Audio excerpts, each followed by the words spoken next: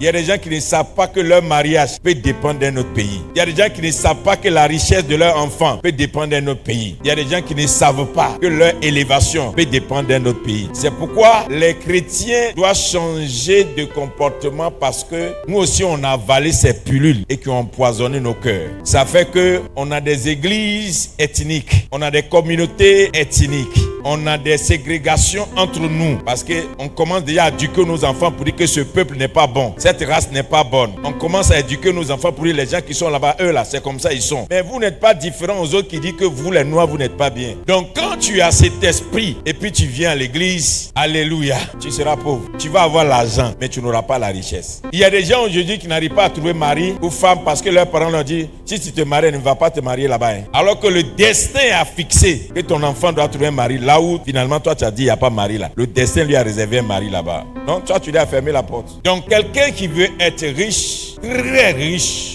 doit prendre l'éducation de ce qu'on appelle la richesse des nations. La puissance de la richesse des nations est basée sur l'import et l'export. Donc, toi, tu n'importes rien, tu n'exportes rien, tu produis et tu consommes. Personne ne deviendra riche sans l'importation et l'exportation. La pauvreté vient du fait que ce que tu crois, c'est ce que tu vis.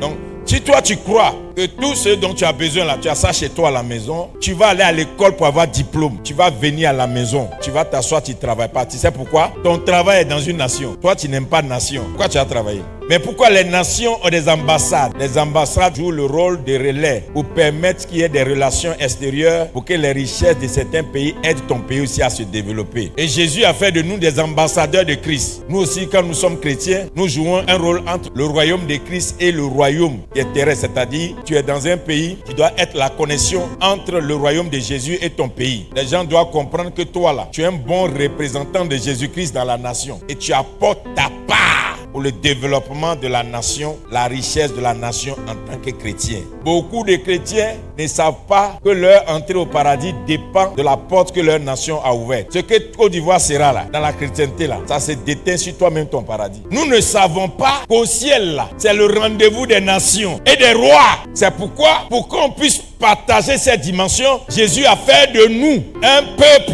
un sacerdoce royal. C'est-à-dire, vous tous, il vous a couronné roi, afin que vous ayez accès. Donc, si tu es chrétien, simplement, et que tu n'as pas la dimension royale, tu n'iras pas là-bas. C'est réservé aux nations et aux rois. Donc, quand un chrétien ne fait pas l'honneur de sa nation, c'est qu'il retire sa nation du rendez-vous céleste. Quand vous mettez à insulter votre nation, vous prenez la Bible pour motiver votre nation. Vous prenez la Bible pour prêcher, prophétiser contre votre nation. Vous retirez votre nation du rendez-vous céleste. Un pasteur même, pour qu'il aille au ciel, il est obligé d'être dans le rendez-vous de sa nation. Dieu viendra collecter les nations. Il viendra juger les nations. C'est ce que la Bible dit. La Bible n'a pas dit que Dieu viendra juger les chrétiens. C'est pourquoi prier pour ta nation, pour le salut de ta nation, c'est prier pour toi-même. Et si tu laisses le diable prendre ta nation, c'est que toi aussi tu es pied pris. Puisque dans le rendez-vous céleste là, les nations doivent venir se présenter à la porte de Jérusalem. Alléluia. Et si l'ennemi dit, nous on ne va pas là-bas,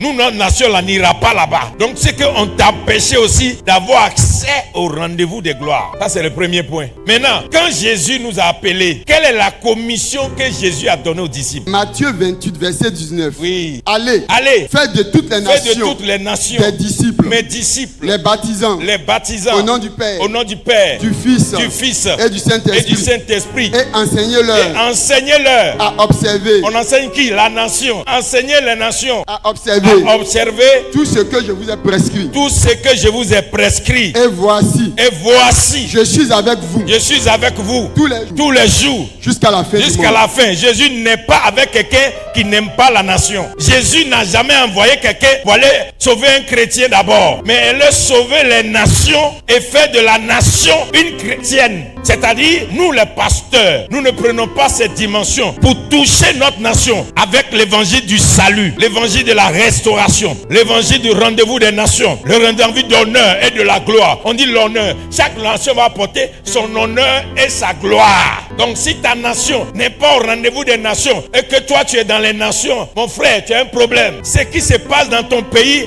agit sur ta vie. Le nombre d'églises dans un pays ne fait pas le salut du pays. Dieu dit quoi? Baptiser la nation. Qu'est-ce que ça veut dire? De la même manière qu'il y a pasteur pour prier pour les chrétiens, il doit avoir pasteur pour nation. Il doit avoir pasteur qui a la dimension de plonger la nation dans l'eau et enseigner la nation. Tourner le cœur de la nation dans le plan de Dieu. Donc quelqu'un qui presse pour que les nations fuient son pays, il n'a pas la lumière des nations. Quelqu'un qui presse et qui dit à son peuple, n'aimez pas les autres nations, nous sommes la meilleure nation, n'a pas compris le message du prophétique. Parce qu'il n'y a pas une élévation sans le rendez-vous des nations. Il n'y a pas une grandeur dans une nation sans le rendez-vous des nations. Pour qu'une nation soit élevée, il faut que les autres nations la portent.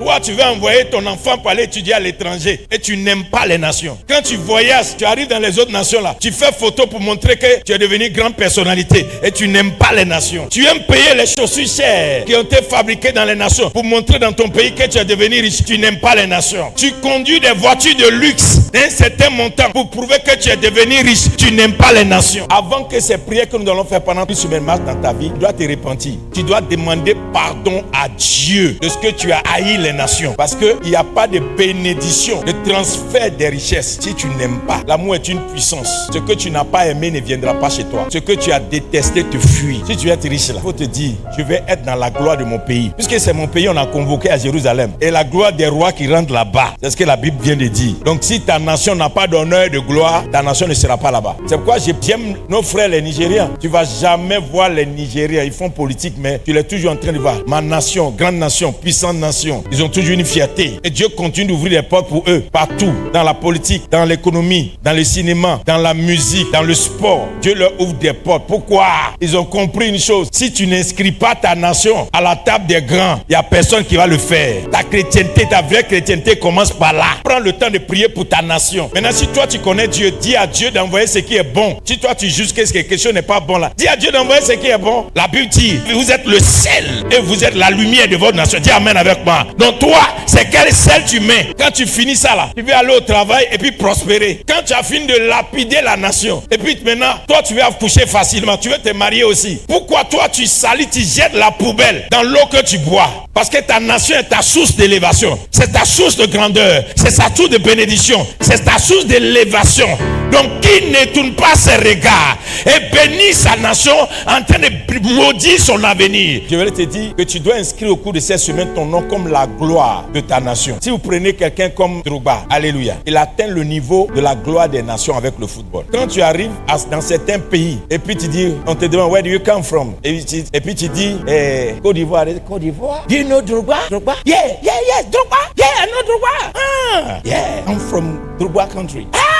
Tu sais quoi? Avant, tu arrives dans certains pays, on ne connaît pas Côte d'Ivoire, mais on connaît Drogba. Parce que Drogba est une gloire. C'est comme le frère Yaya Touré. Il y a des endroits là, on ne connaît pas Côte d'Ivoire. Mais à cause de lui là, les gens vont connaître Côte d'Ivoire. C'est ce qu'on appelle les gloires. Il y a certains pasteurs comme nous là, que Dieu a élevés, il y a beaucoup qui sont là. C'est à cause d'eux que certains sont venus en Côte d'Ivoire. Donc laisse-moi te dire une chose. Il faut que Dieu t'élève dans la gloire des nations pour que tu présentes ta nation. Mais pour que cela arrive là, tu dois commencer à aimer ton pays. Dans la main à cette personne. Paul dit, je te transfère au nom de Jésus l'esprit des nations.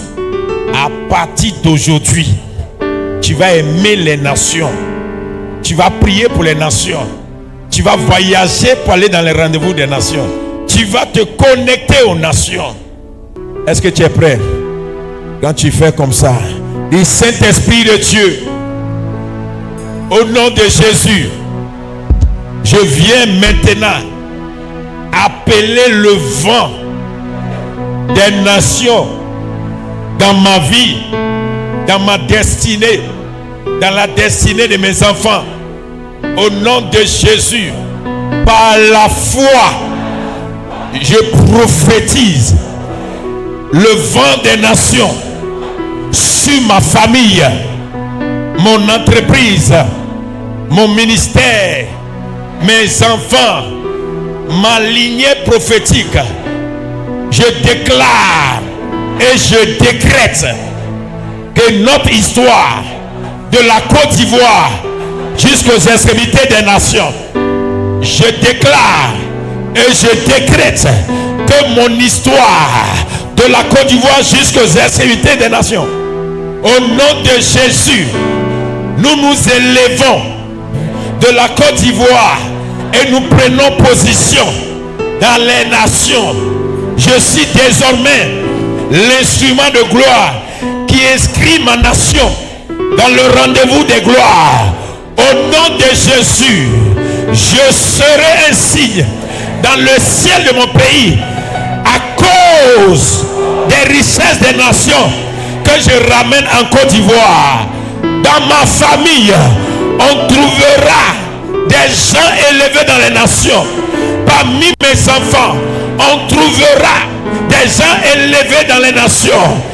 Les portes des nations s'ouvriront pour nous. Cette semaine, nous appelons les anges des rendez-vous des nations, les anges de l'immigration, à faire leur entrée dans cette assemblée. Que les anges de l'immigration fassent leur entrée dans cette assemblée. Et quiconque viendra en ce lieu pendant ces 7 jours, que l'ange lui ouvre des portes pour le rendez-vous des nations. Je prophétise que mon étoile ne restera pas seulement en Côte d'Ivoire. Mon étoile montera au rendez-vous des nations.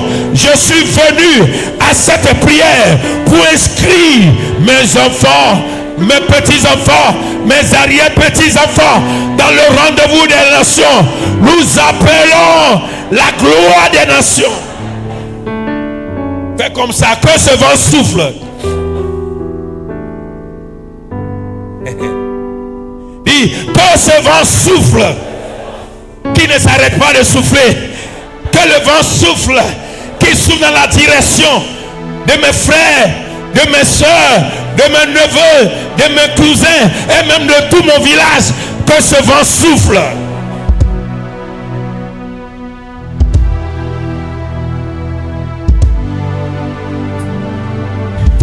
Saint-Esprit de Dieu, nous appelons la gloire des nations.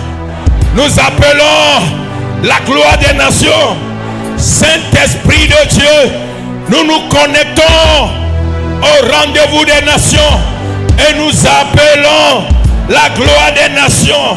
Nous appelons la gloire des nations. Nous appelons la gloire des nations. Nous convoquons par le Saint-Esprit la gloire des nations. Nous appelons la gloire des nations. Maintenant, quand tu fais ça, commence à parler à ces nations pour toi. Commence à demander des choses. Commence. Demande des choses.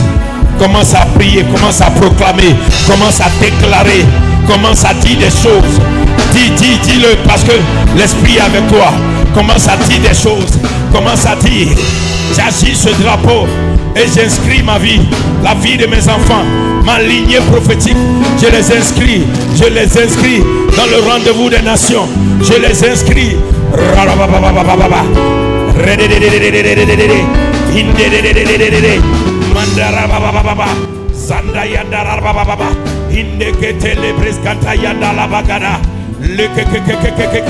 Commence à dire, Seigneur, j'inscris mes enfants, j'inscris mon mari, j'inscris ma femme, j'inscris ma lignée, j'inscris ma destinée dans le rendez-vous des nations. J'inscris mon histoire, j'inscris mon entreprise, j'inscris mon commerce, j'inscris tout ce que je fais dans le rendez-vous des nations. J'inscris. Je suis un homme de destin, je suis une femme de destinée. Ma destinée est glorieuse pour le rendez-vous des nations. Ma destinée est glorieuse pour le rendez-vous des nations. Ma destinée est glorieuse pour le rendez-vous des nations. Ma destinée est glorieuse pour le rendez-vous des nations.